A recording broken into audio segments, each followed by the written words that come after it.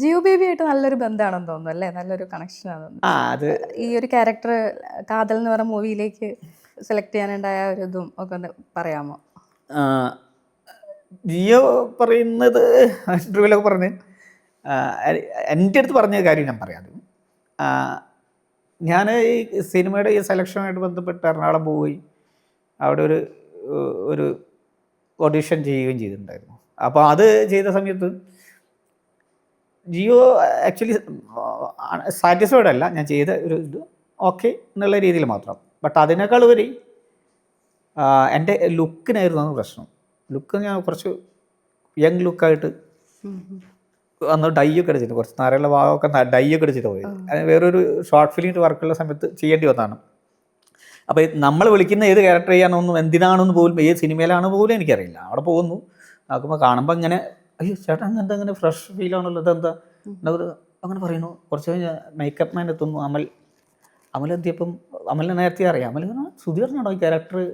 സുധീറിനകത്ത് എങ്ങനെ മാച്ചാവും സാറായിട്ട് എങ്ങനെ വെച്ചാൽ ഞാൻ ഏത് സാറാണ് മമ്മൂട്ടി സാറായിട്ട് എങ്ങനെ മാച്ചാവും വെച്ച് ഇതെന്താ പരിപാടി ഈശ്വർ എന്ത് മാച്ച് എന്ത് അങ്ങനെ അപ്പം ഞാൻ അങ്ങനെ എനിക്ക് ഇങ്ങനെ ചെറിയ ടെൻഷൻ കയറി. അങ്ങനെ 2-3 മലയാള സിനിമയിൽ ഒഴിവായി പോയിട്ടുണ്ട്.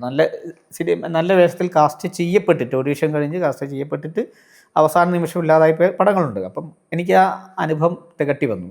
ഞാൻ വിചാരിച്ചു എന്താണ് അങ്ങനെ കൺഫ്യൂഷൻ അടിച്ചു നോക്കുമ്പോൾ ഞാൻ ജിയോ ആയിട്ടുള്ള സൗഹൃദം ഞാൻ പറയാം നല്ല പുറത്തോട്ട് കൊണ്ടുവന്നു. ഞാൻ ചോദിച്ചു എന്താണ് ഇത് പരിപാടി? ഇപ്പം ജിയോ പറയുന്നത് ഇങ്ങനെ മമ്മൂക്ക ആയിട്ടുള്ള സിനിമയാണ്, ജ്യോതിക മാമാണ് അഭിനയിക്കുന്നത്, അതാരോട് പുറത്ത് പറയണ്ട, ചേട്ടനേലും ഒരു ക്യാരക്ടർ നോക്കുന്നു, അപ്പോൾ അത് പറ്റുമോ നോക്കുകയാണ്. അപ്പോൾ ഞാൻ അങ്ങോട്ട് എങ്ങനെയെങ്കിലും എന്നെ ഉണ്ടാക്കാവുമോ എന്ന് ചോദിച്ചാൽ കുറേ കാലമായി ഞാൻ കഷ്ടപ്പെടുന്നു. അങ്ങനെ ചേട്ടാ അപ്പം എന്നോട് പറഞ്ഞ വാക്കാണ് ഞാൻ പറയുന്നത് കേട്ടോ. അപ്പം എന്നോട് പറഞ്ഞു ചേട്ടാ ഞാൻ ഈ 6 മാസം മുന്നെയാണ് സ്ക്രിപ്റ്റ് കേൾക്കുന്നത്. 3 മാസമായി മമ്മൂക്കയുടെ അടുത്ത് സംസാരിച്ചിട്ട് ഇപ്പം അന്ന് മുതൽ ഈ നിമിഷം വരെ ചേട്ടനല്ലാതെ ഈ ക്യാരക്ടർ ചെയ്യാൻ എനിക്ക് ഫേസ് വരുന്നില്ല അയാളത് പറഞ്ഞു. അപ്പോൾ ഞാൻ പറഞ്ഞു എന്തെങ്കിലും ഇന്നാക്കുക. അതിനോട് പറഞ്ഞു നമുക്ക് വീണ്ടും അമലെ ഡിസ്കഷൻ നമുക്ക് മേക്കപ്പ് ടെസ്റ്റ് വെക്കാം. അപ്പം ഞാൻ പറഞ്ഞു ഇതൊക്കെ ഡൈ ആണ്, ഞാൻ കാണിച്ചു തരാം, കംപ്ലീറ്റ് ഫ്രഷ് ഫേസ് ഒക്കെ നോക്കിയിട്ട് കാണിച്ചു തരാമെന്ന് പറഞ്ഞിട്ട് പിന്നെ 2 ദിവസം വരെ അറിയാൻ ഞാൻ എറണാകുളം താമസിച്ചു.